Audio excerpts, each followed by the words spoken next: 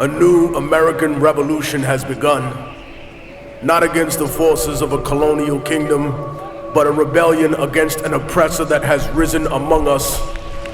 It is not a foreign invasion we have to fear, rather the threat of a force within our nation that has usurped what was once a dream of having the greatest democracy ever known to man. We now live in a world where the population has grown exponentially, and the planet is running out of resources to sustain us all.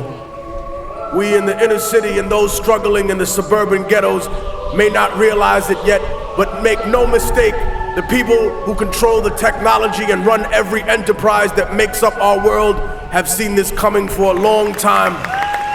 The ideas of renewable energy, global warming, the idea of collectively working were purposefully bought out, derailed, demonized, or corrupted in favor of an economic structure designed by a monetary caste system.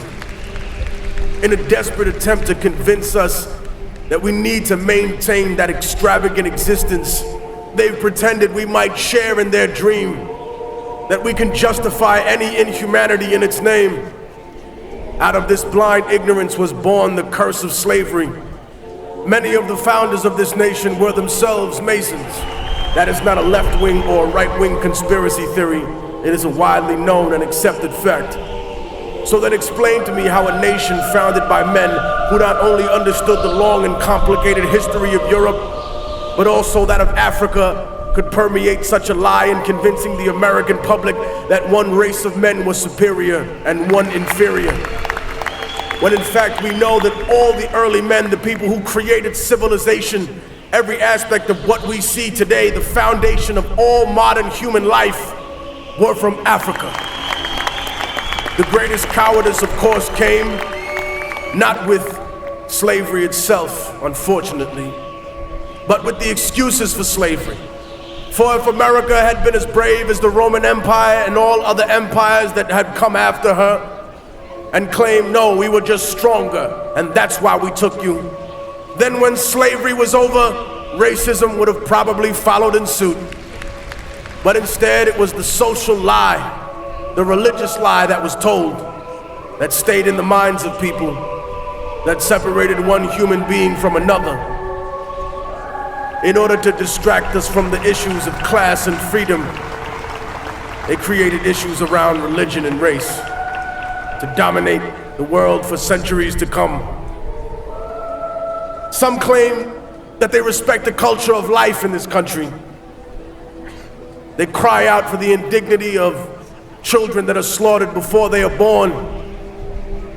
But God has not penetrated their souls, for they have no empathy, nothing in their cold hearts for the hundreds of thousands of lives we have taken in our wars overseas, for that which they call collateral damage, which are the burnt and damaged children of the world.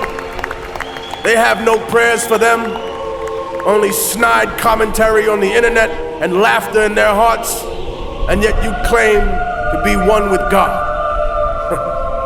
We talk about immigration in this country. Might doesn't make right, ladies and gentlemen. It just makes right now. What we are saying to the rest of the world is one day when America grows weak, one day when her legions falter, on a day when her economy crumbles, China, Russia, Europe, whatever power has arisen, all you have to do is come here and conquer us in a few military excursions, and then you too can set up shop here, and in 100 years you can tell every red-blooded American, no, you are an illegal human being. I am the true citizen. I have all the rights. You have no rights. Maybe you forgot how you got this country. Maybe you take for granted the blood, the sweat, the tears that the people who live in practical serfdom shed every day. For we may not run America, but we make America run. We talk about the law, yet how many indignities have been legal in the past?